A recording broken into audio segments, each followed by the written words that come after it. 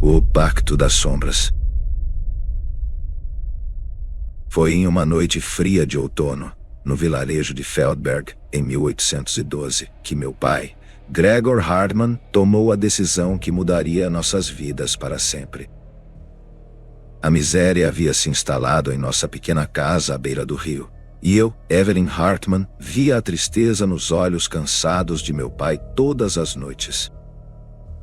"Precisamos de ouro, Evelyn", falou ele, os ombros curvados pelo peso das preocupações.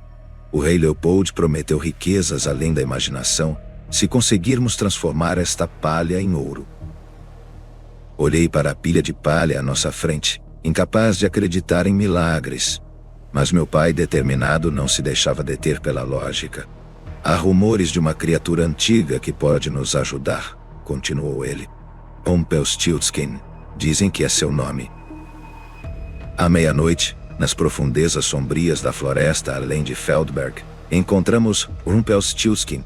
Ele era pequeno e encurvado, com olhos astutos que pareciam ler nossas almas. "Vocês desejam ouro", disse ele, sua voz sinistra como o vento entre as árvores. "Eu posso transformar esta palha em ouro, mas cada milagre tem um preço." "Qual é o preço?", perguntei, sentindo arrepio percorrer todo o meu corpo. "Seu primeiro filho", respondeu ele, sem vacilar. "Quando ele nascer, será meu." Meu pai, desesperado por uma solução para nossos problemas, aceitou antes que eu pudesse protestar. Assim, o pacto foi selado naquela noite escura, onde as sombras estavam ao redor de nós. Nos dias que se seguiram, a promessa feita pesava como uma sombra sobre nossas cabeças. Meu pai trabalhava incessantemente, transformando palha em ouro sob a orientação de Rumpelstiltskin. Cada noite eu ouvia o sussurro do vento através das árvores, como se a floresta guardasse segredos antigos. Clara, minha amiga desde a infância, percebeu minha crescente angústia. "Evelyn, o que está acontecendo? Você não parece mais a mesma", disse ela, preocupada. "Não posso contar a você, Clara", comentei, olhando para o céu estrelado. "É um segredo que poderia nos destruir." Mas Clara não se deixou deter. Juntas, decidimos investigar mais sobre Rumpelstiltskin e seu preço terrível. Entre as páginas empoeiradas de um livro antigo na biblioteca da cidade, encontramos fragmentos de histórias antigas sobre pactos com seres das sombras. Com o passar dos meses, minha barriga começou a crescer, e o peso do acordo tornou-se insuportável. "Precisamos encontrar uma maneira de quebrar o pacto, Evelyn", insistiu Clara, segurando minha mão com firmeza. "Não podemos deixar que ele leve seu filho." Juntas, buscamos a ajuda de curandeiros e videntes, mas todos tremiam diante do nome de Rumpelstiltskin. "Seu nome é sua única esperança", disse um velho eremita, olhos cheios de esperança. "Descubra seu verdadeiro nome, e talvez possa quebrar o pacto." Mas a busca por seu nome revelou-se perigosa. Rumpelstiltskin, ciente de nossos esforços, enviou seres das trevas para nos assombrar durante a noite, e as ameaças eram constantes. Foi numa noite de lua cheia, quando o vento uivava através dos campos, que encontrei Rumpelstiltskin em seu covil oculto na floresta. Ele estava resmungando para si mesmo, uma canção antiga e aterrorizante que ressoava entre as árvores. "Rumpelstiltskin", gritei, a esperança renovada em meu coração. Ele virou-se para mim, olhos brilhando com um ódio sinistro. "Você acha que sabe meu nome?", zombou ele, uma risada que ecoou no vazio da noite. "Mas nomes podem ser mudados, e pactos devem ser cumpridos." Na manhã seguinte, o preço do pacto foi cobrado. Meu filho nasceu sob uma névoa escura e traiçoeira, e Rumpelstiltskin veio para levá-lo consigo. O rei Leopold, desconfiado de nossa repentina riqueza, confiscou nossos bens e nos deixou à mercê da pobreza e do desespero. Após a partida de Rumpelstiltskin com meu filho, a vida em Feldberg nunca mais foi a mesma. A sombra de nossa tragédia pairava sobre o vilarejo, e a maldição da riqueza repentina se transformou em desespero. Meu pai, Gregor Hartman, ficou cada vez mais atormentado pela culpa, enquanto eu me afundava na solidão e no luto. Clara permaneceu ao meu lado, sua presença uma âncora em meio à tempestade. Juntas, tentamos seguir em frente, mas a memória daquela noite sombria nos assombrava. Cada vez que olhávamos para o horizonte, esperávamos ver a figura encurvada de Rumpelstiltskin, espreitando nas sombras. A ganância do rei Leopold, despertada pelo ouro mágico que surgia de nossa oficina, provou ser sua própria ruína. Desconfiado das origens inexplicáveis de nossa riqueza, ele enviou espiões para investigar. Quando descobriu a verdade sobre o pacto sombrio que fizemos, sua ira foi implacável.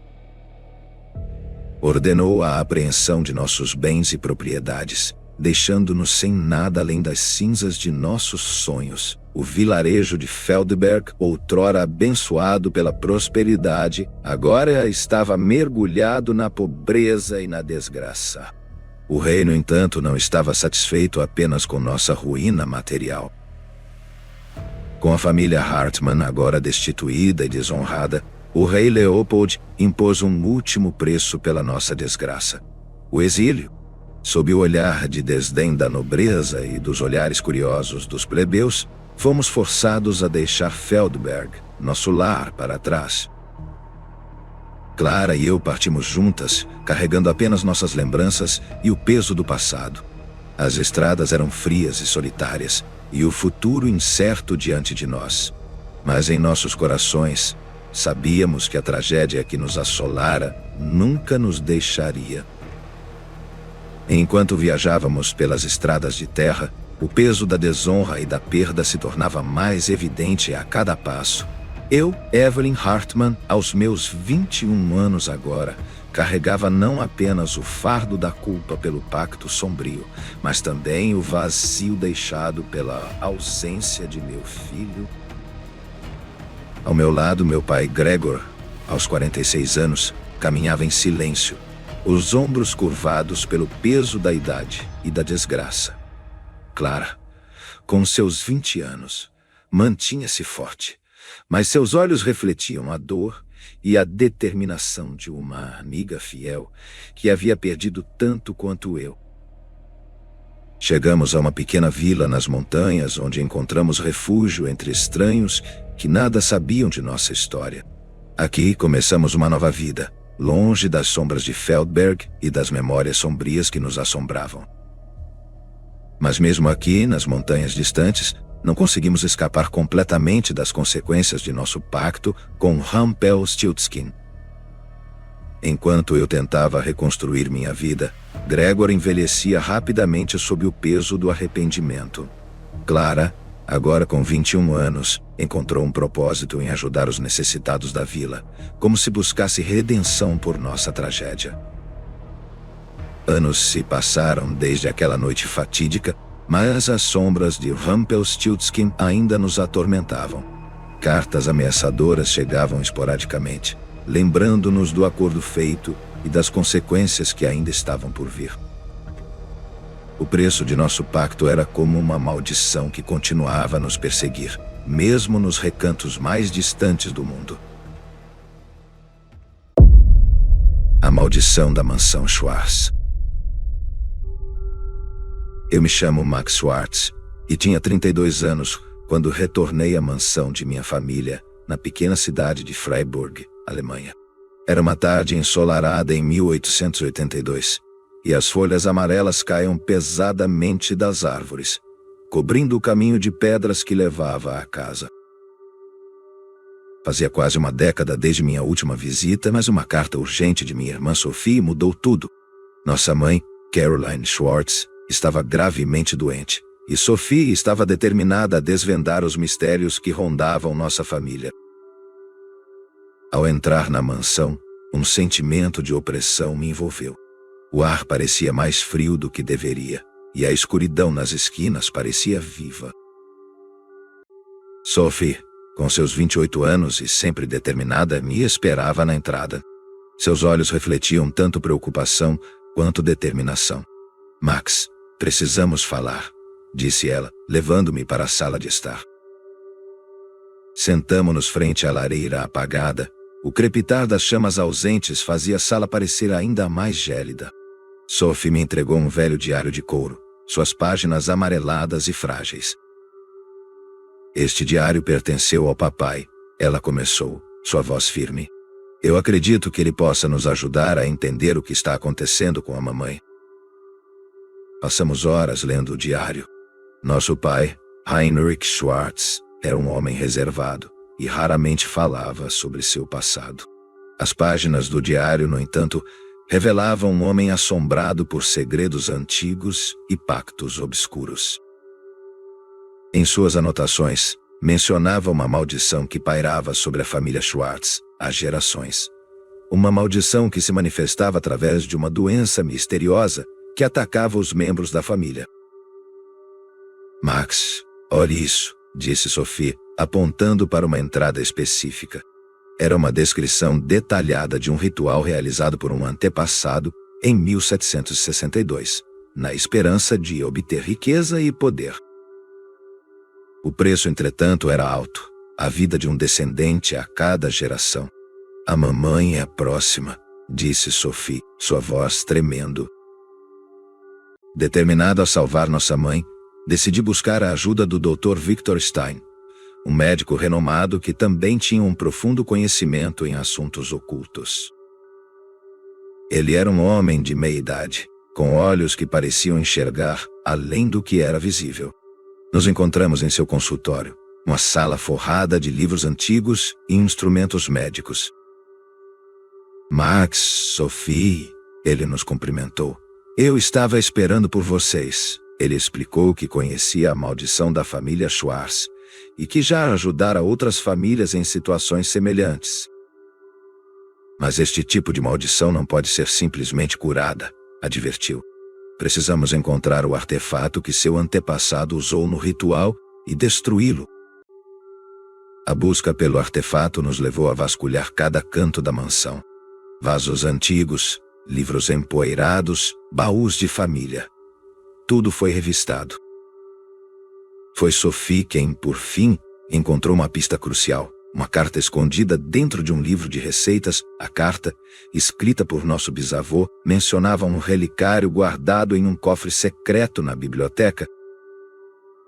Encontrar o cofre foi outra tarefa árdua, mas finalmente, atrás de uma estante de livros, o encontramos.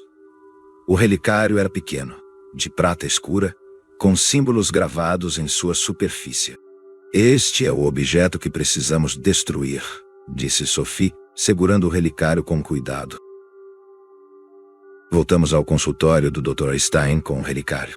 Ele preparou um ritual de libertação, que deveria ser realizado à meia-noite, quando as forças ocultas estariam mais fracas. A tensão era imensa enquanto nos preparávamos para o ritual. Caroline Schwartz, nossa mãe, estava deitada na cama, respirando com dificuldade. À meia-noite começamos. Dr. Stein recitava antigas palavras em uma língua esquecida, enquanto Sophie e eu mantínhamos o relicário sobre a chama de uma vela negra. De repente, um grito ensurdecedor pela sala, e a chama da vela se apagou. Quando a chama se apagou, a sala mergulhou na escuridão. Um vento frio soprou pelas janelas, fazendo os cabelos da nuca se arrepiarem. Dr. Stein continuava a recitar as palavras antigas, mas havia algo errado. O relicário começou a brilhar com uma luz sinistra, e a figura de um homem apareceu diante de nós. Era Heinrich Schwartz, ou ao menos o que restava dele. Vocês não podem desfazer o que foi feito, disse a figura. Sua voz um eco distante. A maldição é eterna. Antes que pudéssemos reagir, a figura desapareceu, e o relicário explodiu em uma nuvem de pó negro. A mãe, Caroline, suspirou profundamente e abriu os olhos. Estava livre da doença, mas a custo de uma vida. Caí no chão sentindo a vida escapar de meu corpo. Sophie gritou, mas era tarde demais. O pacto exigia um sacrifício, e eu fui o escolhido. Despertei em um lugar desconhecido. O chão era de pedra fria, e ao meu redor, sombras da morte ficavam em um padrão hipnótico. Levantei-me com dificuldade, sentindo uma estranha energia percorrer meu corpo. À minha frente, uma figura encapuzada apareceu. "Bem-vindo, Max", disse a figura, sua voz ecoando pelas paredes de pedra. "Você não está mais entre os vivos, mas também não pertence ao reino dos mortos. Eu estava preso em um limbo, um estado entre a vida e a morte. Você foi escolhido para cumprir o papel de guardião da maldição", continuou a figura. "Seu sacrifício foi apenas o começo." Enquanto a figura falava, compreendi a verdadeira natureza da maldição da família Schwartz.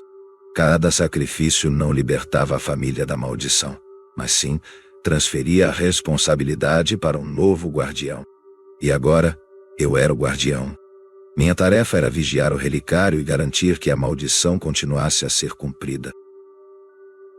O tempo passou de forma indistinta nesse limbo. Assisti enquanto gerações da minha família lutavam contra a maldição, cada uma falhando em quebrá-la. O peso da responsabilidade era esmagador, e a solidão interminável. Um dia reconheci uma figura familiar entre os que tentavam quebrar a maldição. Era Sophie, agora idosa, ainda determinada a libertar nossa família. Quando nossos olhos se encontraram, um entendimento silencioso passou entre nós. Ela sabia que eu estava ali, cumprindo o meu papel. Com suas últimas forças, Sophie tentou mais uma vez realizar o ritual de libertação. Mas desta vez, algo diferente aconteceu. Em vez de destruir o relicário, ela o selou com um novo feitiço, que não estava no diário de nosso pai. E num instante, senti uma onda de energia atravessar o limbo. A figura encapuzada reapareceu, agora com um semblante de surpresa. "O que você fez?", perguntou sua voz carregada de medo. "Sophie quebrou o ciclo", respondi, sentindo uma nova esperança nascer dentro de mim. A maldição foi finalmente quebrada, mas a custo de nossas vidas. Sophie e eu fomos libertos do limbo, mas nossa família continuaria sem a proteção que a maldição oferecia. A mansão Schwartz, em Freiburg, tornou-se apenas uma lembrança, um símbolo dos sacrifícios feitos para quebrar uma maldição que assombrava gerações. Sophie e eu, unidos pela eternidade, encontramos finalmente a paz que nos foi negada em vida. E assim a história da família Schwartz terminou, não com um final feliz, mas com a libertação de um fardo que nenhum de nós deveria ter carregado. O farol assombrado de Santo Augustine, Flórida. Santo Augustine, Flórida, a cidade mais antiga dos Estados Unidos, é famosa por sua rica história e seus mistérios. Entre seus muitos marcos históricos, o farol de Santo Augustine se destaca não apenas como um guia para os marinheiros, mas também como o epicentro de eventos inexplicáveis e aparições aterrorizantes.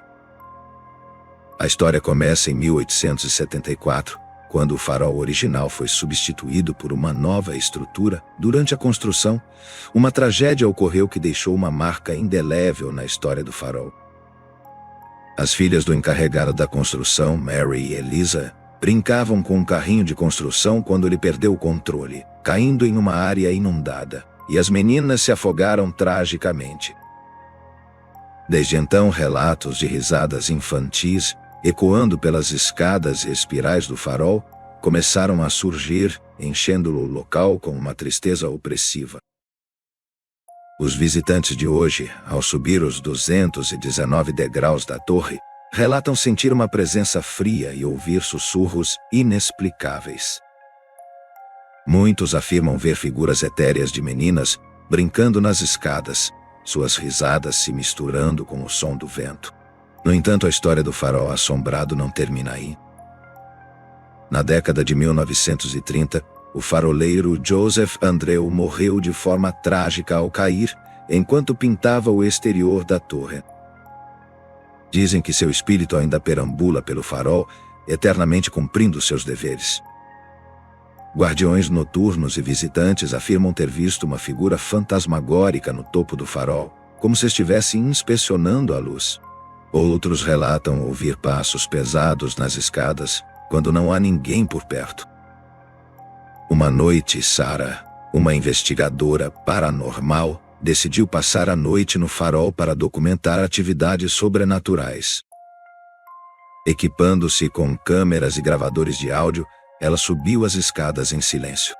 A noite estava calma, exceto pelo som das ondas batendo nas rochas ao longe. Enquanto examinava os corredores, Sarah sentiu um calafrio e notou que a temperatura havia caído repentinamente. Ao revisar as gravações de áudio mais tarde, ela ouviu o som claro de risadas infantis e uma voz masculina que sussurrava seu nome. As câmeras capturaram orbes de luz movendo-se em padrões erráticos, e em um dos vídeos a figura de um homem com uniforme de faroleiro apareceu por um breve momento antes de desaparecer na escuridão. Relatos de visitantes descreveram encontros ainda mais perturbadores. Uma família que visitava o farol durante o dia capturou, sem querer, a imagem de uma jovem em um vestido branco em suas fotos. Eles não haviam visto ninguém no local e ficaram chocados ao ver a figura etérea nas imagens. Em outra ocasião, um grupo de turistas ouviu batidas insistentes, vindas da porta trancada do depósito de óleo. Quando um guia abriu a porta, encontrou a sala vazia, mas o som persistente de batidas continuou, ecoando pelo farol. As histórias se acumulam, cada uma mais assustadora que a outra. Visitantes relatam sentir uma mão gelada tocar seus ombros, apenas para virar e encontrar o vazio. Outros dizem ter visto sombras movendo-se contra a luz da lanterna, sombras que não pertenciam a ninguém presente. Uma noite particularmente tenebrosa, o farol foi fechado para manutenção, e apenas um guarda noturno, Tom, estava presente. Enquanto fazia sua ronda, ele ouviu uma voz sussurrando seu nome repetidamente. Procurando pela origem da voz, ele subiu até a sala da lanterna. Lá, ele viu a figura translúcida de um homem olhando fixamente para o mar, a mão erguida como se estivesse acenando para alguém no horizonte. Quando Tom tentou se aproximar, a figura se desfez no ar, deixando um rastro de frio e uma sensação de tristeza profunda. Esses eventos têm solidificado a reputação do farol de Santo Augustine como um dos lugares mais assombrados dos Estados Unidos. Guias turísticos frequentemente recebem visitantes curiosos e caçadores de fantasmas que vêm na esperança de testemunhar algo sobrenatural. Muitos saem com histórias que parecem saídas de pesadelos, aumentando o mistério e o medo em torno deste antigo farol. Hoje o farol de Santo Augustine ainda está em operação, sua luz brilhando na noite para guiar os navegantes. No entanto, aqueles que ousam visitar após o anoitecer podem encontrar mais do que apenas vistas panorâmicas. Podem encontrar os fantasmas de um passado trágico perpetuamente presos entre os mundos, suas histórias sussurrando entre as paredes do farol, lembrando a todos que a história nunca está realmente morta. Então, se você algum dia visitar Santo Augustine e decidir explorar o farol, esteja preparado. Você pode ouvir risadas infantis, sentir uma presença ao seu lado, ou até ver uma figura espectral subindo as escadas. E lembre-se, nem todas as almas descansam em paz.